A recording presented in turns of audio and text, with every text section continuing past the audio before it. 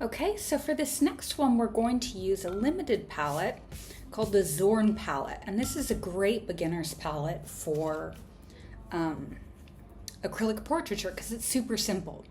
Cadmium red, yellow ochre, black, and white. Now, if you're a beginner, you shouldn't use black as a color to darken your portraits or your paintings for that matter, because usually we use it incorrectly. However, this palette is calibrated to use black, so it's all right here. The reason why we usually don't use black in portraiture and in painting is that black dulls. So it doesn't necessarily, we think of it as the thing that makes things darker. There are other colors that will make something darker, but black has the effect as well of dulling a color down, reducing the saturation. And often that's not what we're looking for. But here, the black works to desaturate the bright cadmium red, and the yellow ochre, which is already desaturated, adds well to the black. So before we start painting, just practice mixing a few colors together using the palette. So to start with, you might try mixing the black with the red. So as you can see here, the black is very overpowering. So I'm just going to mix another value using the black that's not quite so severe. I'm also going to just take a look at what happens when I add a little bit of the yellow ochre to that. So I'm starting to get some more muted browns here. Now let's add a little bit of white to that color. And this would work well for a pale flesh tone.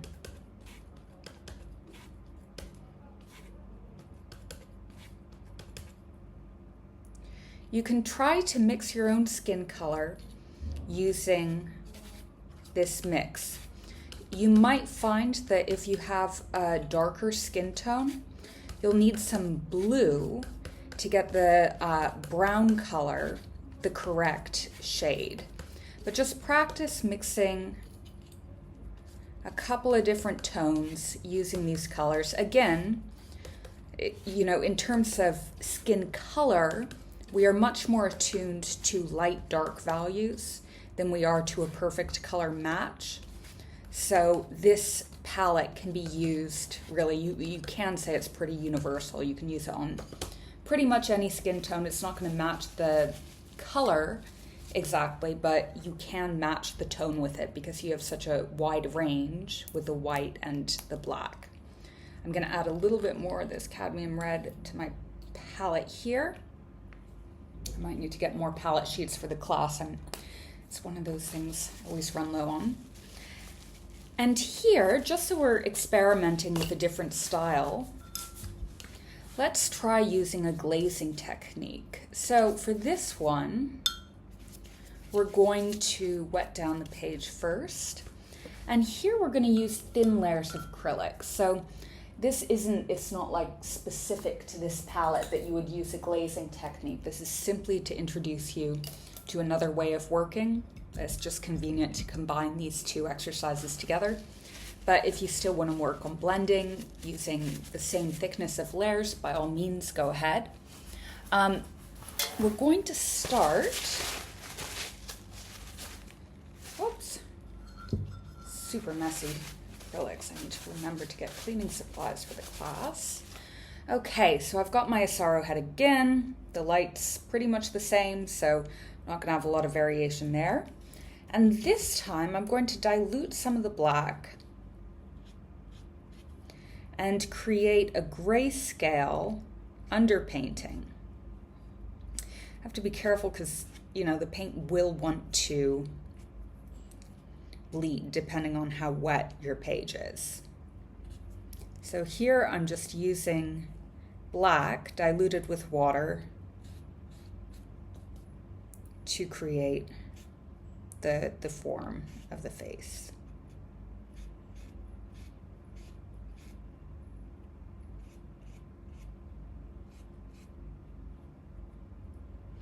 The upper lip is almost always in the shadow, so that's one thing you can just sort of remember. The upper lip tends to be in the shadow, the bottom lip tends to catch the light.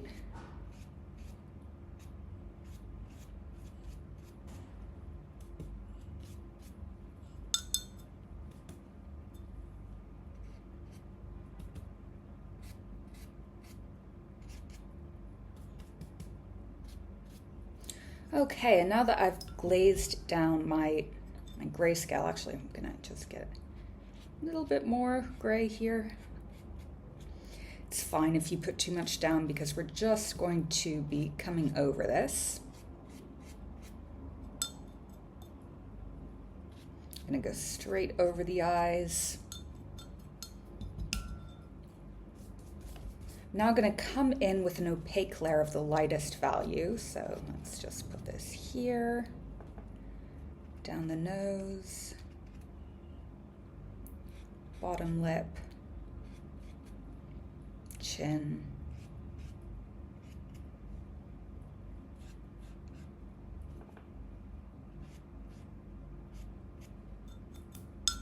and I can go over the areas that I've done in black with a more reddish tone.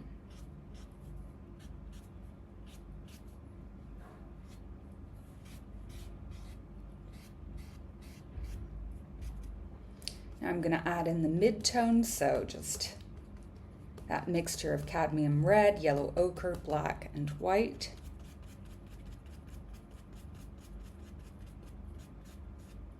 And blend.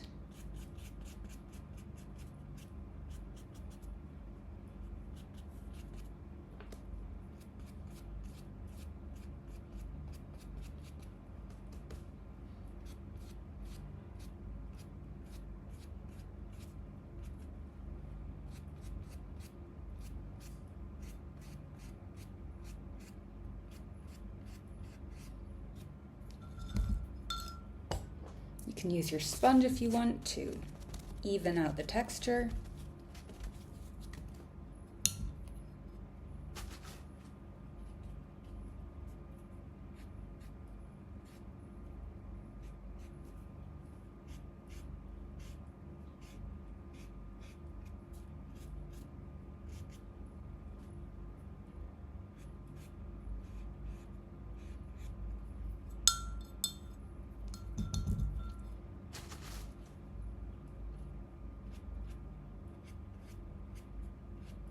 So as you can see, the Zorn palette is subdued. It's not a particularly warm palette.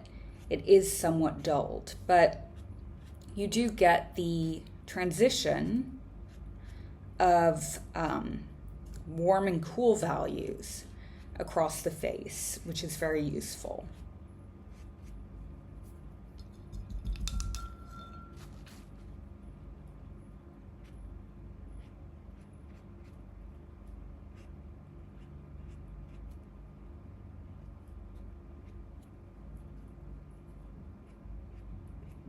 Oops.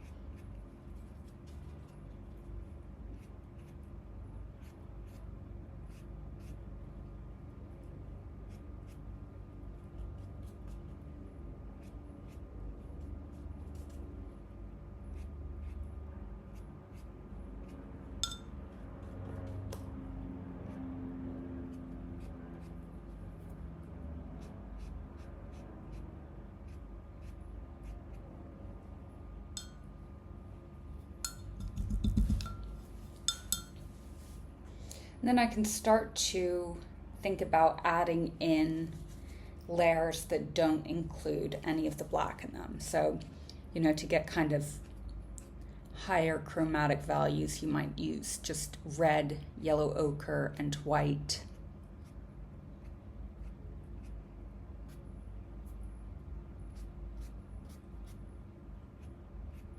Or yellow ochre and white.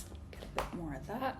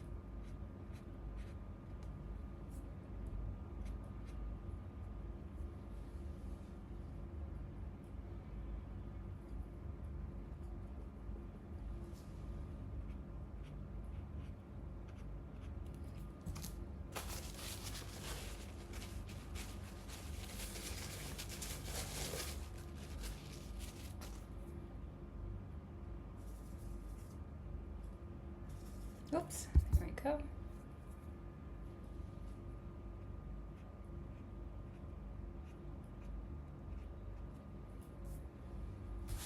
So you can get a fair amount of variation. You just sort of just keep building,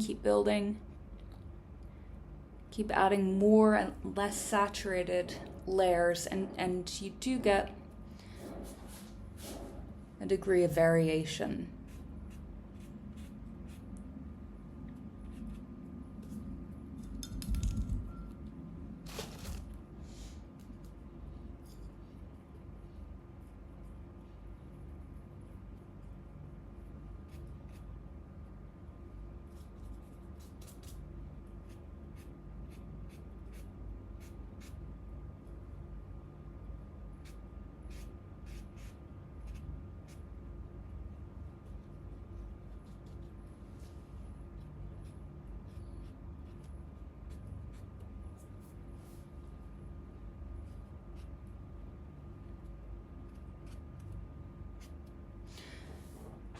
Okay, and with that, we're ready to move on to our full acrylic painting.